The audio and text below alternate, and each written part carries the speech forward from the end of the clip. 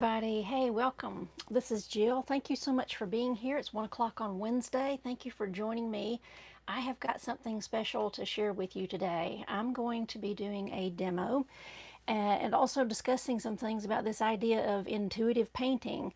And if you're new to the idea of intuitive painting, or maybe you've kind of heard about it, or maybe I don't know, maybe you've got some experience with it, whatever the case may be, I'm just going to share some things with you today about my own thought process involving intuitive painting and why I think it's important and how I think it helps me improve as a painter. And so the goal today is to hopefully have you watch what I do, listen to some of the things I want to share with you, and I think it'll help inform your own painting process. So if there are some of you out there that are, maybe you're not painters, but you're interested, I welcome you. I'm so glad that you're here. I think it's so important for, folks that are not actually painters, if they, spend some time, learning about how painters work and what they do and how they think. I think it helps to add great value to the work that you do in their eyes, because they're able to understand a little bit more about what you're doing and about what we're thinking and all that good stuff. So thank you for being here. Welcome everybody. I've got let me get my chat window on here just so that I can make sure I can see everybody. So hey, awesome. Good morning, or good afternoon. Some of you might be morning where you are. Joan, welcome. Ralph is here. Janet's here. Lynn is here. Awesome. Thank you so much for being here. Okay, all right. So if you're new here, or if you've not been with me, for a while, my name is Jill. I'm a professional painter and instructor, and you're joining me right here in my bus studio. My husband and I, we started living in a bus full time. This bus we converted over the past year, and we've been in the bus since the beginning of May, and we're about to start traveling here, right after the summer, and we're just really excited about it. We're looking forward to finally getting on the road and sharing our experiences and painting everywhere we go. We're both working remotely as we travel, and just looking forward to sharing all the different things that we are going to get to see and experience in the upcoming months. So thank you for being here. I appreciate that so much. So let's talk about intuitive painting for just a little bit. So, even if you've never heard the term before, we're all going to have likely had experience with intuitive creation, with intuitive drawing or painting, and it usually happens as we're children. Okay, so we've seen this. We've watched, if you've ever handed a child a blank sheet of paper and a box of crayons and just told them to create something, they do, and they're not really looking at anything. They don't have a reference photo. They maybe haven't even been told something specific to work on, and then they just sort of come up with their own little creation. And what we learn when we watch this is that, intuitive creation is really, in its most simplest form, is creating something, okay, just out of our mind, out of our heads, based on our experience and our current skill level at the time. Okay, so just in a real quick nutshell, that's really all intuitive creation is.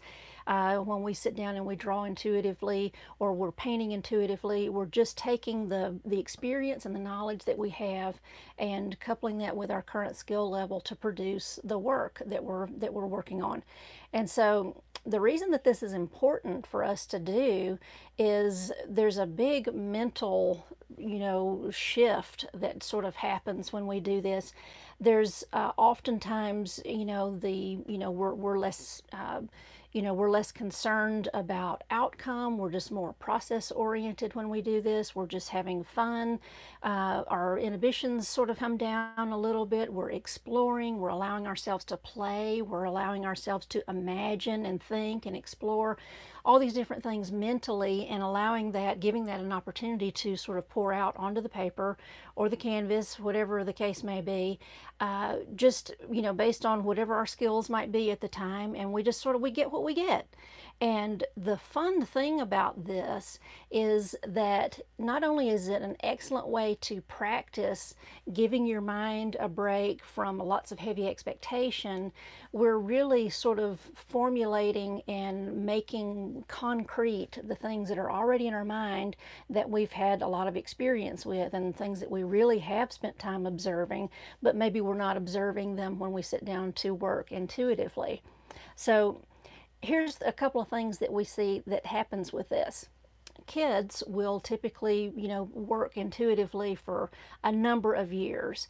But there does come that point where they've been working intuitively, and then sort of they stop one day and they realize that maybe their drawings don't look as realistic as they want to, or they're not able to exactly convey the particular statement they were trying to make. They just somehow or another, they just sort of hit the ceiling. They just sort of get that far and they can't quite get past it. And what's happening is that intuition, has come this far, but now, their experience has come this far. They've sort of gotten this disjointed, levels are happening where they feel and they know what they want to do, and they've been observing things for a long time, and they realize that their skill level can't match their intuition right now. And so there's this disconnect, and that's when a lot of children actually stop drawing because they get frustrated and they can't make it look like they want to. And we've all experienced that, even as adult artists. If we're revisiting art after a while, there may be opportunities or times where we get frustrated because we know what it should look like and what we want it to look like, and we have this desire to craft this imagery, but our intuition tells us it should look like this, but our experience tells us it should look like this, and our skill level just can't quite bridge the gap between those two things. Okay, so this is why it's important to continue working intuitively, because it does allow you to grow and process and be adventurous, explore, try new things. It lets you do that.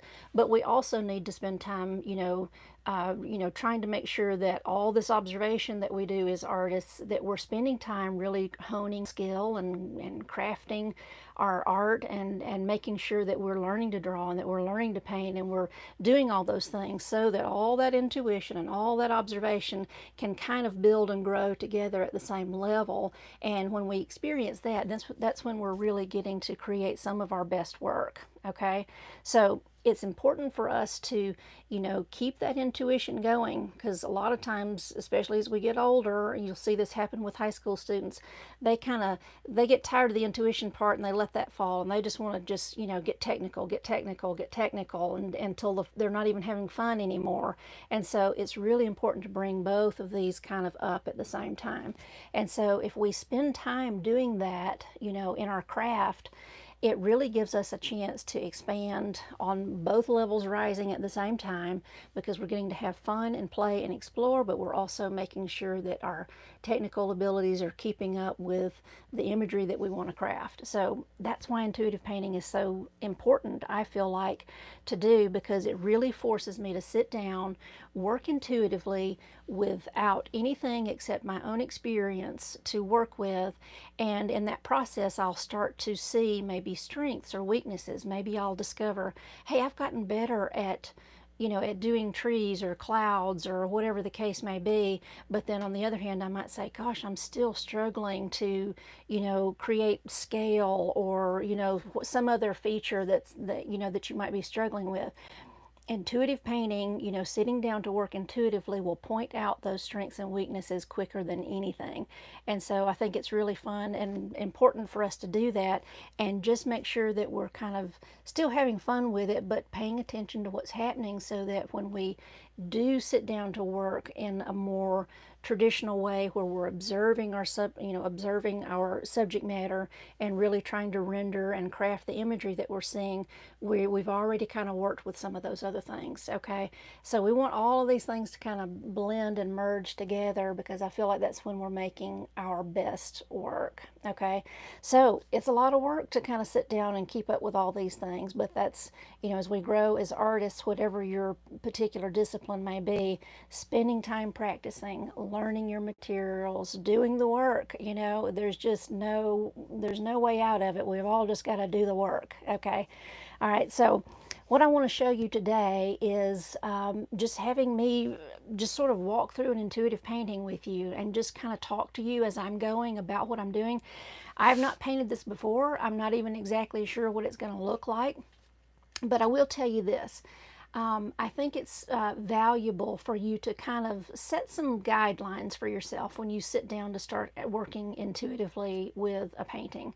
And, you know, just like with music, we have more success in composing a piece of music if we decide, okay, this is the key that we're working in, and that gives us a framework. And so we'll work within that key to produce this harmonious piece, and then we don't have all these other possibilities. Sort of, you know, you can have too many possibilities. So I encourage you to, you know, sit down and sort of just pick a few colors that you want to work with.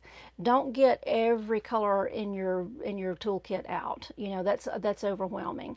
Even if you're working with small children, just give them a few colors to work with, because it can get a little overwhelming.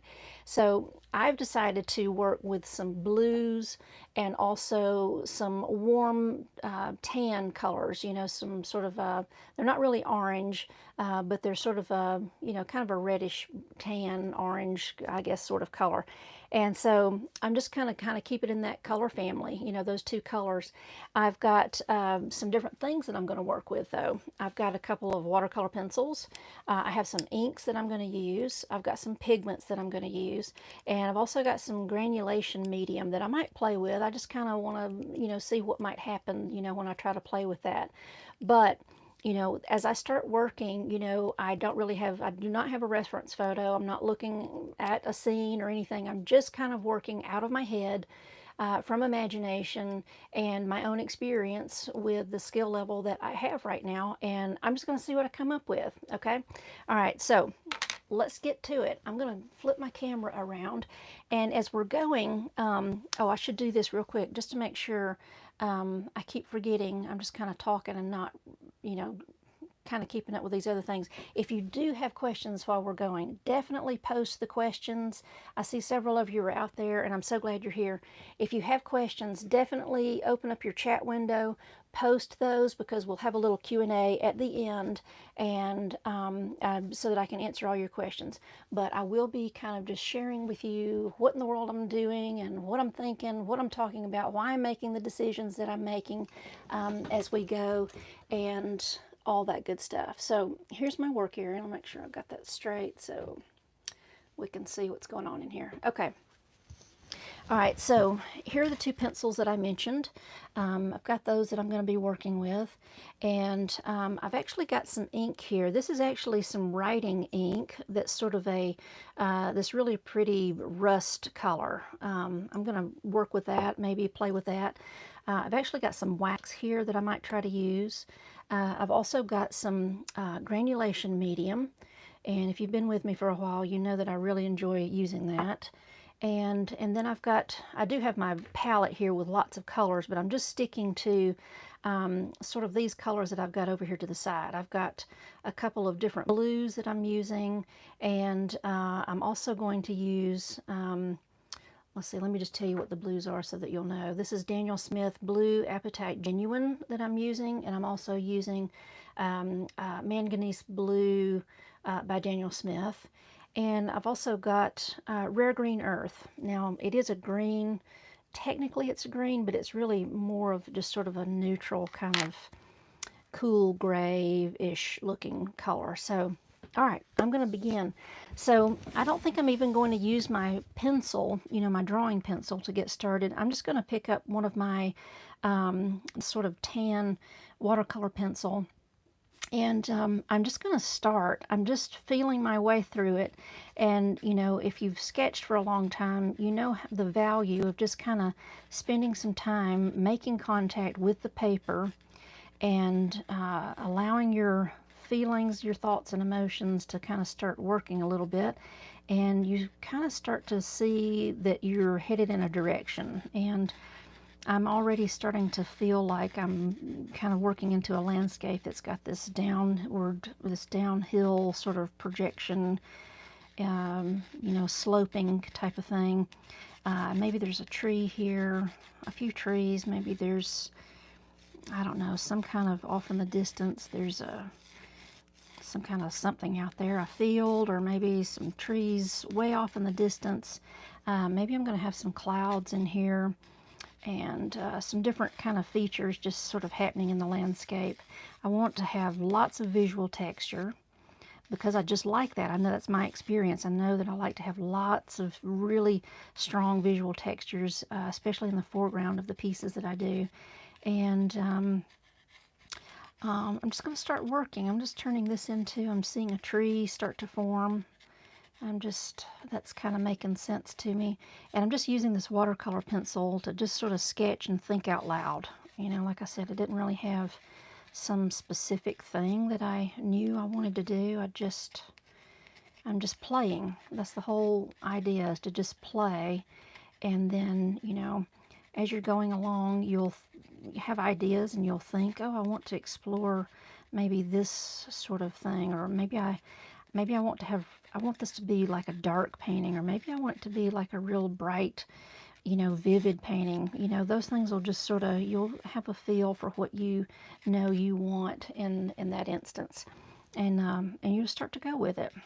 All right, so I've kind of just got a really rough sketch here. I'm going to take my wax and I'm going to use it to sort of work in a few little scratchy lines with the wax. And again, just because I know that that's going to give me some texture later, I just want to kind of lay that in there. I'm going to take my little squirt bottle and I'm just going to spritz my page. I'm just going to spritz everything. I started to do one section, but then I thought, no, I'm just going to do the whole thing. Let's just see what happens. Part of this is, you know, I do know some things that are going to happen just because I painted a lot. And then there's going to be some things where I might get surprised because I want to be able to risk and take some chances and, you know, see what I get. And that's all part of this process. I've not practiced this before sitting down here with you today, so I don't know. We're just going to see what we get. All right, so I'm wetting my brush. I'm getting into my Manganese Blue. This is such a brilliant, beautiful blue. I'm just going to sweep some of this in here and just play with it. This color is so beautiful, so vivid. It just feels good even just getting it out there on the paper. I can see it starting to granulate a little bit. I'm liking that. I want to encourage that a little bit more. I might even, this wasn't one of the blues I mentioned. I'm getting out of my own track here. I'm going to get back into that. This is that blue Apatite Genuine from Daniel Smith. I'm just going to put a little bit of that in here. It's a little deeper, kind of a grayish. See, it kind of changed the mood of my painting already from a little bit of a bright blue sky to maybe just a little bit of stormy kind of feel to it. Move some of my things out of the way here. I'm gonna do a few little texture. I'm just patting just to play and see what kind of textures I can get. All right, now I'm going to get into my foreground here. I'm going to get into that rare green earth and kind of start laying that in here just a little bit, especially right across here. I'm envisioning, like a field or something that's over here to this side, and it's just there. I'm using my brush to kind of sweep across the landscape to kind of define the textures of the land and how it's going to go. I've got some soft blending happening here. I like that, so I'm going to let that alone. I'm going to let that stay. Let that do what it wants to do. I'm going to drop down to a little bit smaller brush. I want to kind of wet this tree. See on my watercolor pencil, it's starting to sort of activate a little bit and move around. And I definitely want to give that a chance to do that. I just want to play and see what my colors are going to do for me. I'm going to get into some more of this, this darker blue. I want to play with this just a little bit, just to see what it's going to do for me.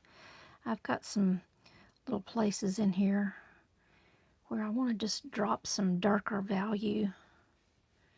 I'm just kind of thinking about the landscape moving and having some deeper color closer to me. They're going to have a little bit more vivid tone as I get closer into the foreground. I just kind of want to play. I might even want to put some more of that dark back up in the sky. It does look like an overcast blue kind of color. I like that. Just playing. Now, as you're watching the video, if you're wanting to paint along, you're definitely welcome to. I think for this particular demo, it might be, it might be interesting or valuable to you to maybe just kind of, watch along for a little bit on this one and just sort of get a feel for what I'm doing, what I'm talking about, and then maybe do your own intuitive painting. You could follow along on this one and see what you come up with, especially if this is a new process to you, if it's a new idea, to think about doing these kinds of things. I'm going to take a little bit of my salt. I'm going to put a little bit of salt across my foreground for a minute. And then I want to dry my sky right here. I should have said that. I didn't really have a time limit set on this, and I'm just going to paint like I was painting, so I need to dry something, so I'm going to dry it. So I'll turn it on. I know it'll be loud. You can mute your volume if you need to. I'm going to just hit this dryer right quick.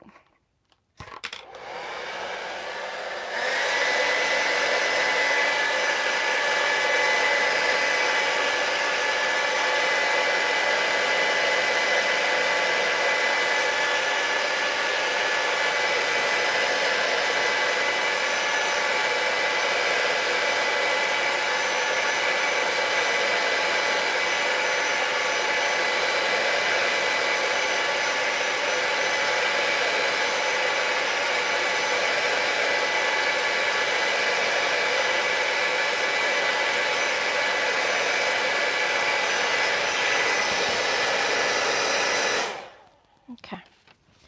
All right, so I've got this dry up here. It's still a little bit wet down there because I want that salt to kind of keep doing whatever it's going to do, because I want to give that a chance to do all that. All right, so I'm staying with, these brown, kind of brownish tones and blue tones. So I'm going to get into sort of this tawny color that I have. This is real similar in color to the ink that I'm going to get out here in just a little bit, but that ink is really, really heavy. It's really dark, so I don't want to overdo that. But I'm just loading up this little brush. This is like a little rigger, and I think I'm just going to come out here and just play with this idea of some abstract.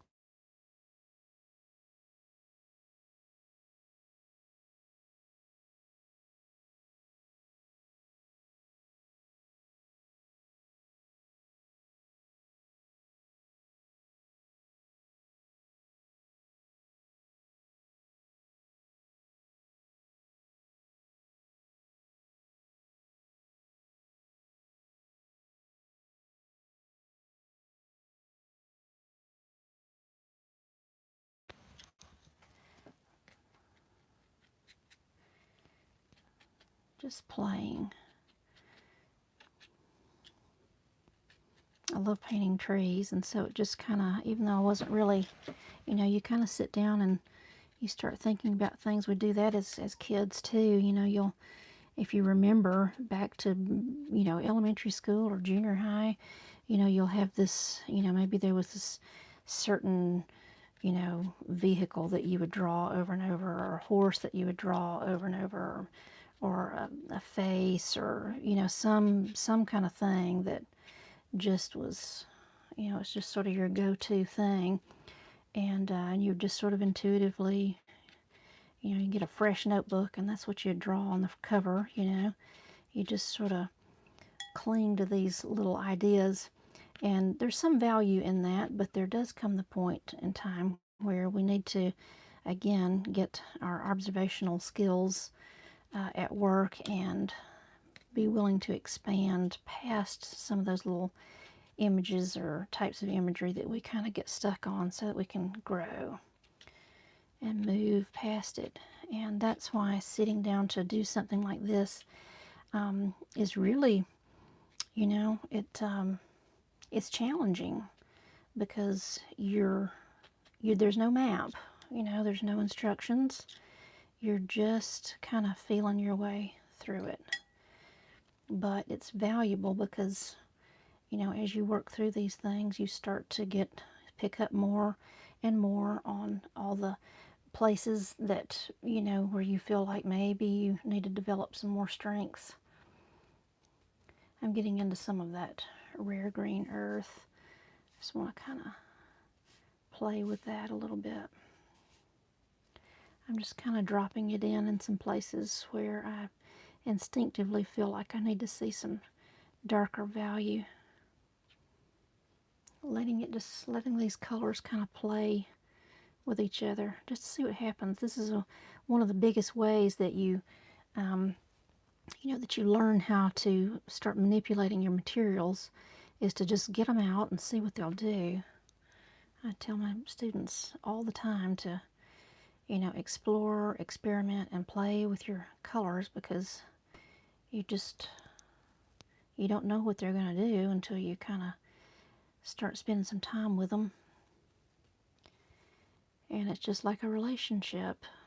You know, everybody knows how awkward it feels to maybe, you know, go to a dinner party and you don't really know anybody, but it's always more fun when you know somebody that's there, because you've already spent time together, and it might even be a friend, and, you know, it's just easier to get along and feel good about what you're doing when you are more familiar and understand what's going on. And I think the same is true with your supplies. You really need to spend some time developing a relationship there, and then you're comfortable.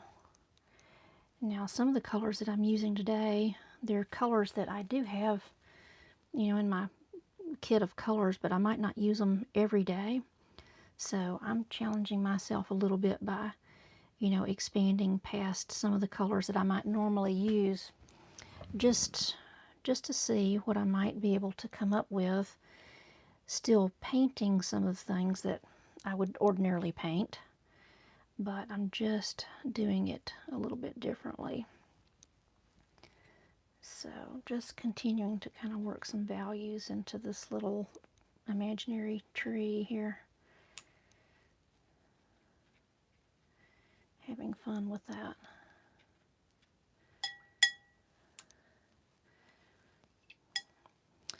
Okay, I think I see, you know, as I go, it just, you know, more things become apparent about what I want to accomplish. You know, the landscape starts to evolve a little bit more, and I can tell that, you know, that I really want to, you know, create some specific little structures or things going on. I'm using sort of this golden color here. I'm going to come in, and so when I'm overlapping this blue and this sort of tawny color, it's giving me a little bit of a green, which is nice.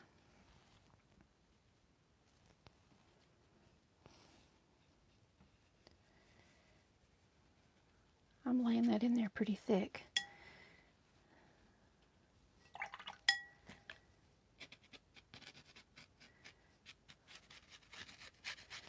Using a dry brush to kind of mimic, you know, textures and grasses and whatever the case might be.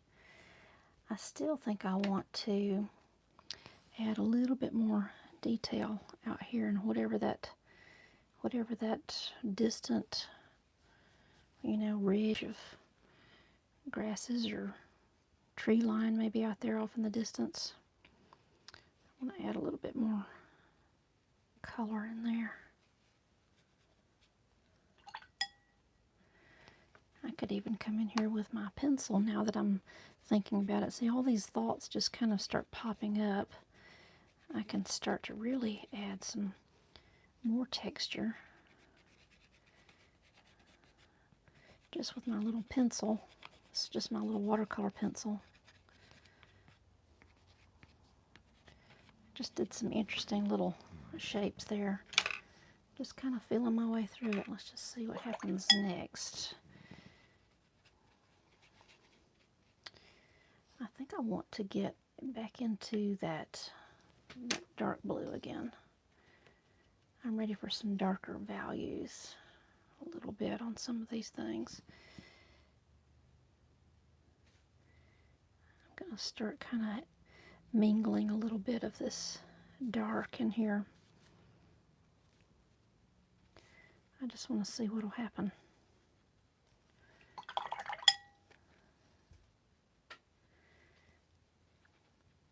And one of the fun things about this whole process is just, you know, trusting it. Just knowing that, you know, I have kind of just set off in this direction, and I've got these colors, and I've got lots of experience painting landscapes, and there are certain shapes and forms that just make sense to me and that I enjoy, and so I'm kind of calling those up to my attention, you know, in the process of sitting here and just letting it kind of evolve and just come up with this imagined landscape that, you know, I've not been here, but I can imagine going to it.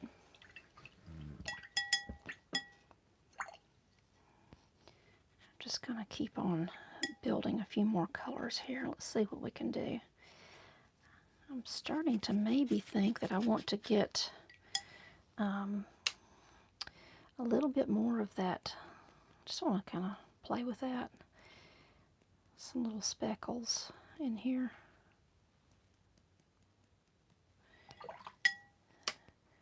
And I know that those speckles will work for me a certain way just because I've used this color a lot, but I can just add a little bit of water in here and they'll just do some interesting little splotchy effects for me, just like that.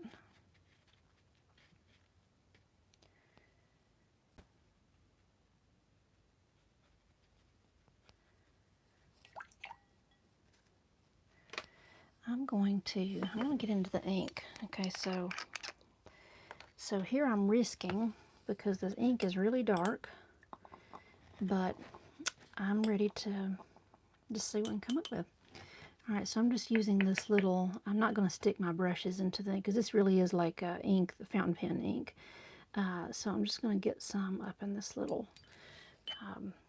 eyedropper, and I'm just going to start to play. I can just kind of touch the paper and maybe squeeze just a little bit, and it will start to come out and do some things for me. I'm going to play and see what happens when I carry it up into the tree a little bit.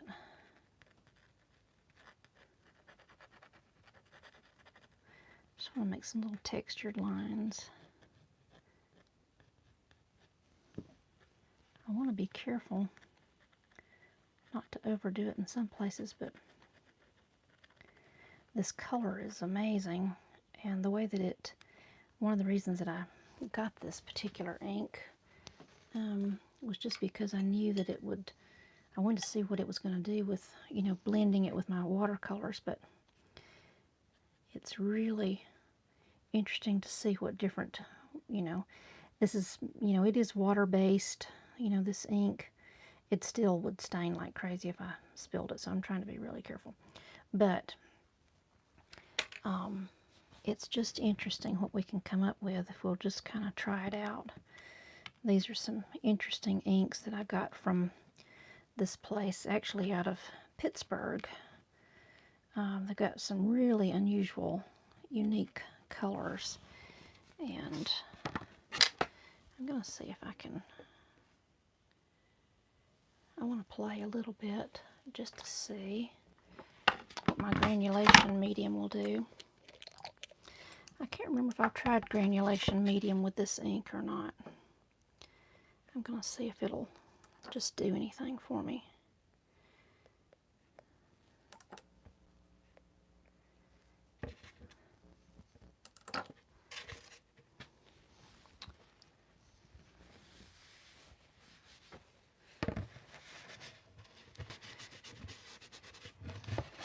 not wanting to granulate too much, but it will skip over the wax that I had left on the paper.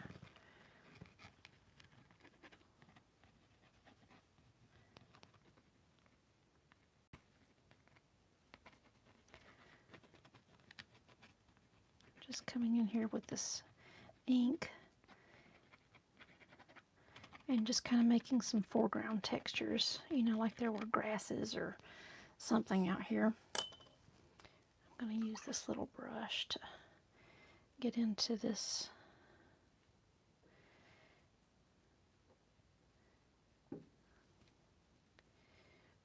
I'm just using this little tiny rigger brush to just sort of add some little streaks of whatever, you know, I don't know. These are like little grasses or something.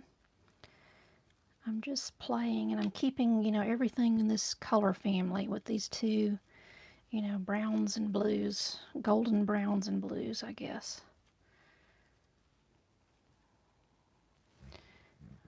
And I might even give that a little spritz just to see what it's going to do. I'm going to get into this blue again. I want to kind of just play with this little tree, see what I can do.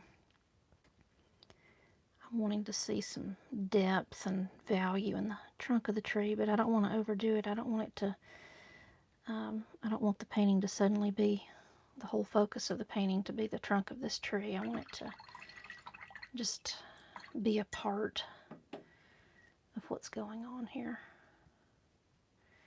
I'm going to mix some of that dark blue with this, with that golden color, and just to kind of give myself an extra, it kind of makes this interesting little green color. I'm just going to kind of play with it, expanding on these two sets of colors just to see what I can get. It's like a chord progression. Just kind of see what what I can play with in this one color family.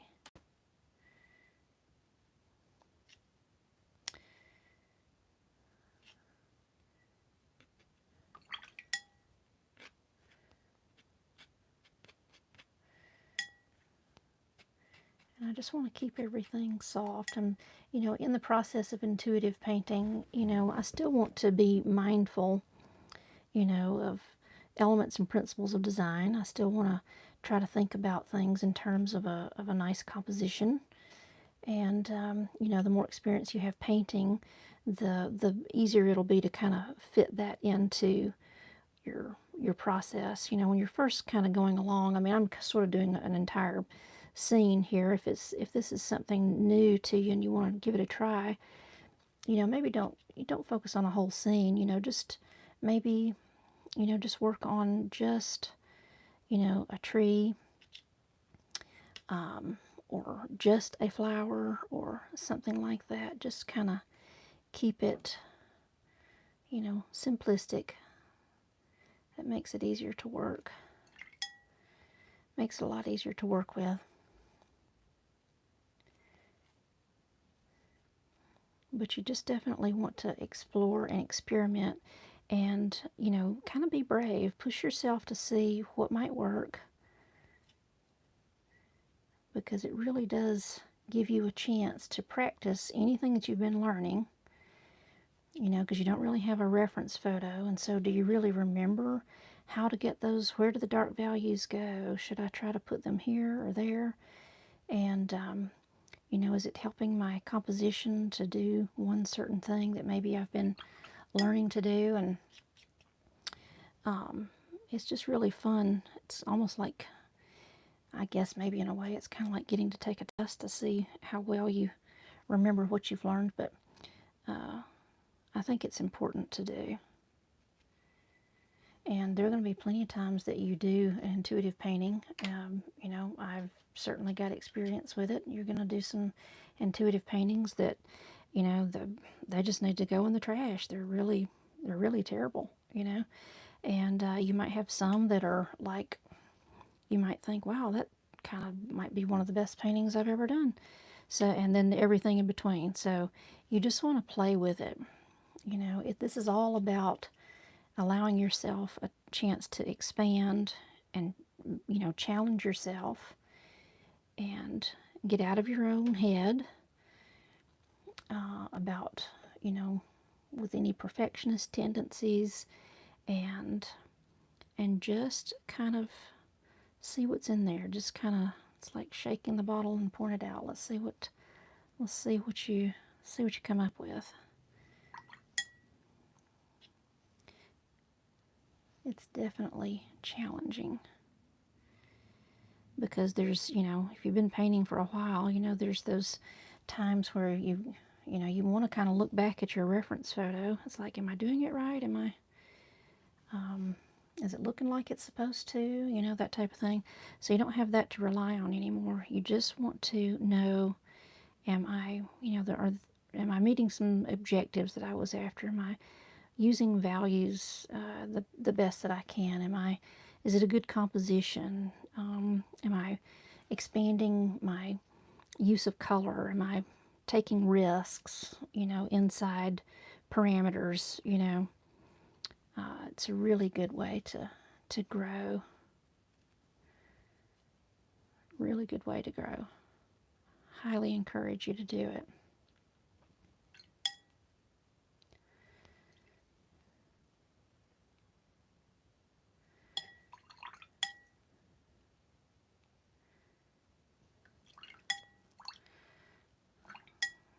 I think I might be just about done. I just want to kind of play with a little extra color. I really love this brilliant blue, and so I want to just see where else I might be able to let it be a part of this process without, kind of, there are no blue leaves, but there are today, and this, I want to just play with it and see what I might be able to do. Not overdoing it though.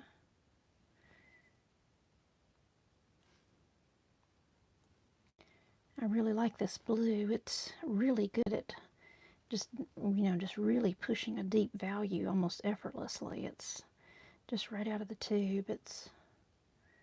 I could see mixing this with some other things that would really just be eye-popping. So I just really want to push these values up under my little tree here.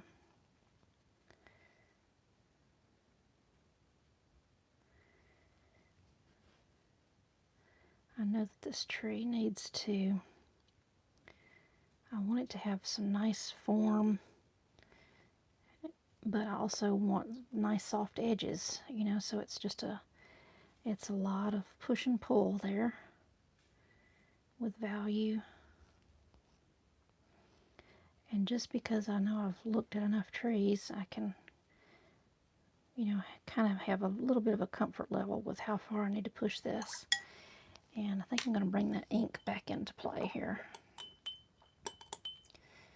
I really want to use some of that ink right down here at the bottom of the tree.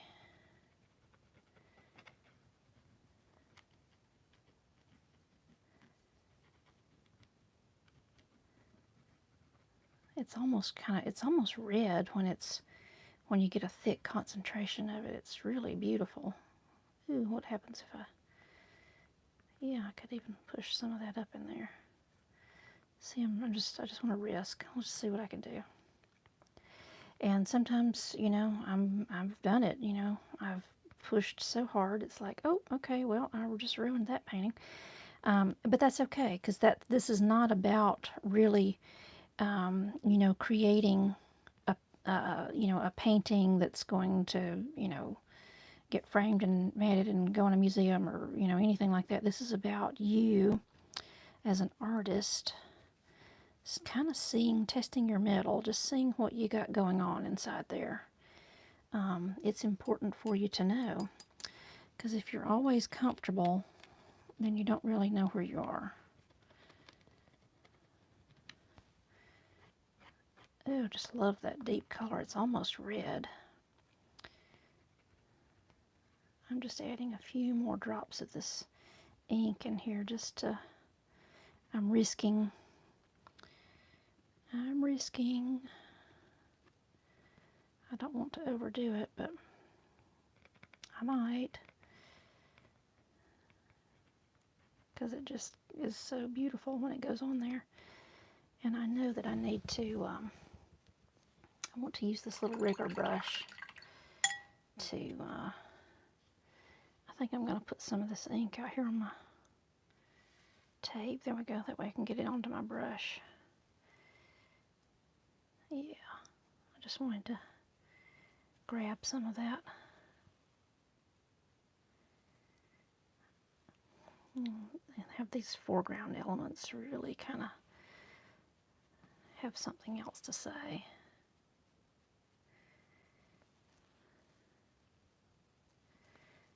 Fun. I love all these different textures, and just because I put that wax underneath there earlier in the process, that's really working out now to provide me with something really interesting. That ink is just gorgeous. I'm going to let some of it move around a little bit. Oh yeah, that was perfect. I finished out that ridge right there for the little land. Let's see, I've just got so many good things happening with that ink. I'm going to risk. I'm going to get a little bit more of this ink. I'm just going to squirt a little bit out here on my tape.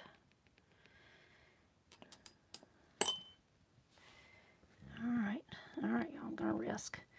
Alright, so I want to just, you know, in keeping with just some elements and principles of design, I want to kind of keep some consistent little bit of this color appearing up in here as well, so that they sound like they're all part of the same song, right?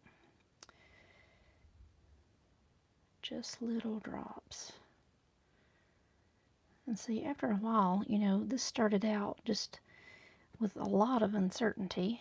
It's like, I don't really know, but I'm going to have fun and just see what happens. And here we are now, kind of approaching the end of this, and some really exciting things are happening in this little exercise. I still want a little drop of that turquoise or whatever this is, this bright aqua. I'm just gonna, ooh, look at that. There aren't blue polka dots in trees, but I kind of like the idea, so I'm gonna just go for it. You know, you can start to press through some boundaries. You know, when I first started this, it was just sort of some tentative sketch work.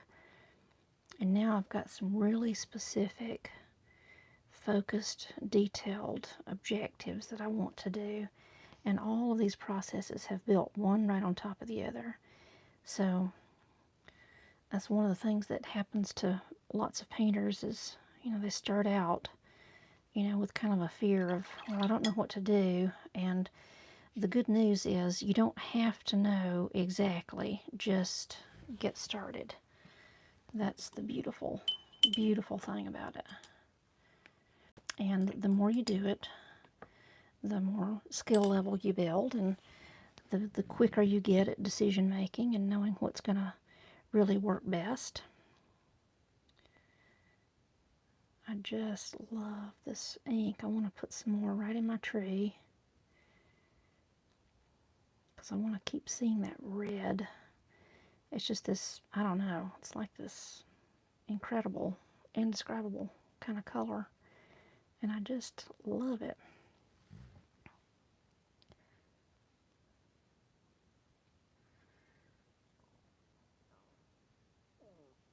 So I'm going to risk again. I'm actually putting a few little limbs visible in here. I don't want to push this to where it's like this realistic thing and I'm seeing bark and all of that business. I just kind of want to just do a couple of these, so I want to see that color out in the tree. All right. I think I might be done. All right, I'm going to dry this and then we'll take the tape off and see what we've got.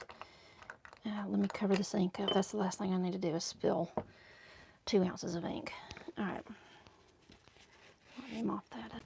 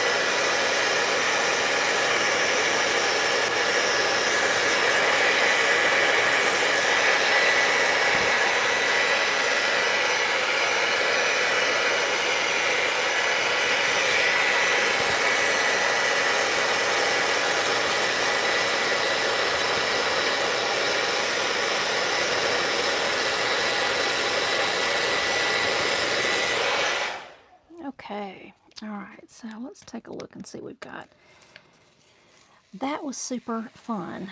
One of the things that I think you'll experience, when you're working through this process, there's, I guess a certain level of exhilaration, because every decision you make is a make or break decision, in one sense, because it's either going to bring about the result that you want or it won't. But the important thing to remember is that that's not meant to crush you, that's meant to inform you. Okay, so it's just about engaging in the process so that you're learning, improving, and all of those good things that we need to do. Let's take a look and see what we got here. I'm not sure if you can see how beautiful that ink is. It's just gorgeous and so many textures. You can see the wax under here, giving you all those little speckles and sparkles under there. And I love seeing that, that vivid turquoise, or no, it was the manganese blue, just sort of floating in the tree. And just keeping in this one color family of just the blues and the browns.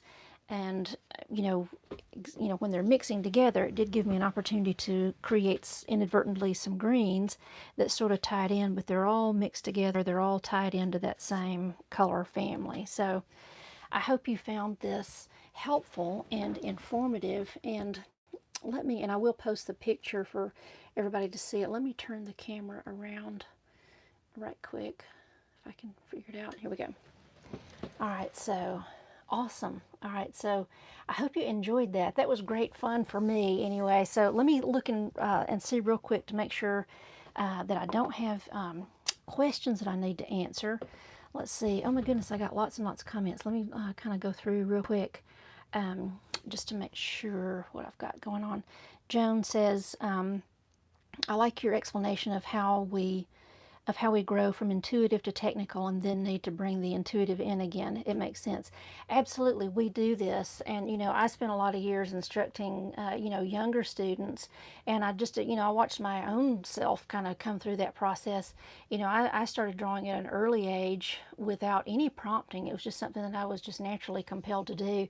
And so, with that, I remember getting to that stage where, I drew and drew and drew and I was happy with what I was doing.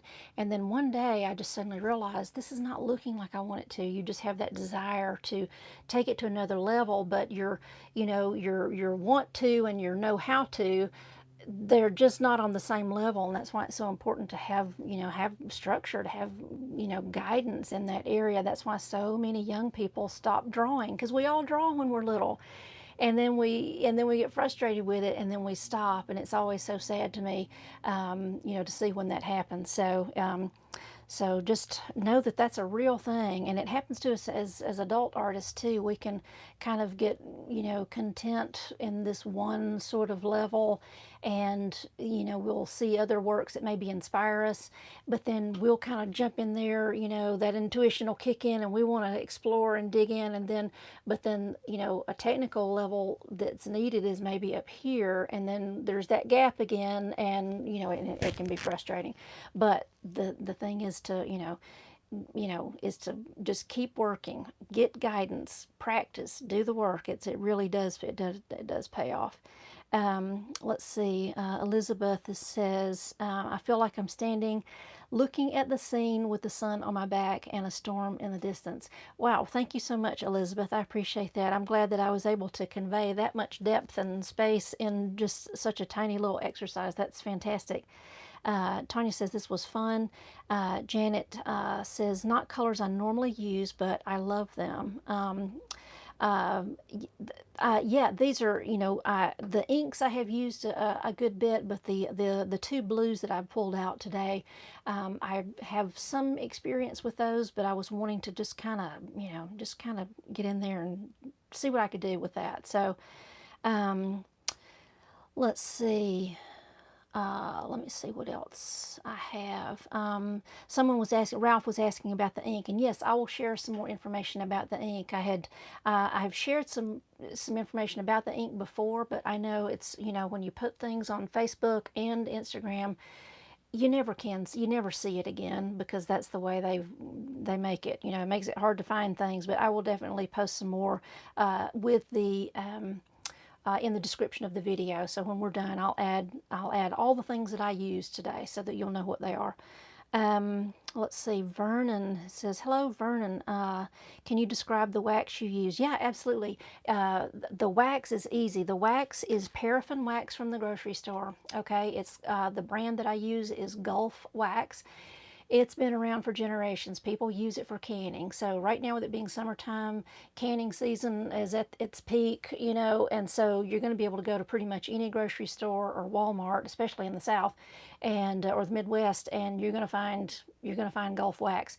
So you can just buy a box of it. It comes in sheets, like little. You just pull out. In fact, oh, I see my box. Let me just get it. Let's see. One good thing about close quarters is everything is well within reach, right? All right, so here's the Gulf Wax. It may be, I think it may be backwards, written backwards to you, but it's paraffin wax, and it comes in the box. Ooh, it's kind of stuck together a little bit, but trying to get it out. All right, so it comes out in these little blocks, okay, these little sheet looking blocks. And what I will do, you saw the little piece that I had. I will actually take a razor blade, and I will score all the way around all four sides a few times, and then just snap off a block of it, a piece to use. And the box of wax, I mean, it's enormous. I mean, it's like a pound of wax. You'll have wax for a long time. You just want to make sure that you don't get it so hot that you melt it into a big blob or anything. But that is the wax, and I love using it. And just for anybody that's wanting to know, I have done some research, and I've not gotten any official word from like the Georgia Watercolor Society or the National Watercolor Society in terms of it being acceptable for exhibition quality or archival status or anything like that. But I do know that paraffin, it pretty much has a shelf life of eternity. It is completely inert, and it does not yellow, it does not stain, it's non-toxic, it's food safe, it's food grade. I mean, you use this to seal the tops of your jelly jars, in addition to the canning process. So totally safe, and I use it often in the work that I do. Let's see, Louise was asking about the ink. Yeah, the ink, the ink, I've got bottles of this, several colors of this, and it's from the Birmingham Pen Company that's actually based in Pittsburgh. Okay, I will post the information about this ink and all that good stuff so that you guys can know, and you might want to buy some. I really like it. I like incorporating inks into the work that I do. I use acrylic inks sometimes and watercolor inks, and this was actually just writing ink, and their color selection was superb, and that's mainly the reason that I went with it. So let me see if anybody else has any other questions. Um, if you think about it, if any of you have any thoughts about, incorporating this kind of process into your own work schedule, I would highly encourage that you try to do this, at least a couple of times a month, and just sit down and,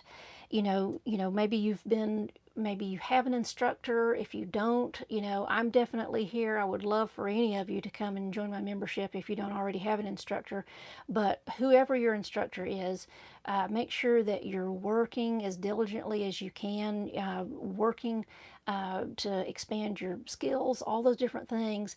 And so as you go through a course of, painting, whatever you're working on with reference photos, that type of thing. Maybe you're taking your own photos when you go out on hikes, whatever the case may be. Take some time after you've been working, at a real technical level, building skill, to just sit down without any reference material, just nothing, and a blank sheet of paper. It does help to narrow down your supplies. Pick out just a couple of colors or a color family to work with. You could even just do, this whole painting could have just been different colors of blue. We could do something, you could do something like that. And just sit down and begin. Okay, don't think about it ahead of time too much. Don't plan ahead. Just pick out the colors and just sit down. Set aside an hour, where you can just play and then just see what happens. And you'll always be amazed at what comes out, and you'll also feel where you're strong and what makes sense because you can just do it without even thinking about it. And then you'll have other things that you'll try to do. You'll think, oh, I'm going to go in this direction. And then you kind of hit a little bit of a ceiling. It feels tight. It feels frustrated. It doesn't feel fluid, like you can just flow with it. That's probably an area that you need to build some more technical expertise in, when you're working in that vein. But this is sort of the great equalizer, to sit down and just work out of your head. It really does. It allows you to see where you're falling short and where you're strong. So it's excellent exercise. I hope you enjoyed this. If you have any more questions about it, message me. If you have any questions about the other, content that I have, the instruction that I offer, anything like that, definitely let me know. I'll post links to everything that I've got. I have free things that are available. I have paid things that are available. So I'll share the links on all that stuff for you guys. So let me know if you've got questions. I'm here to help you. I want you to get better at what you do. I want you to love what you do. And thank you so much for joining me. And I'll talk to you all very soon. Thanks so much. Bye.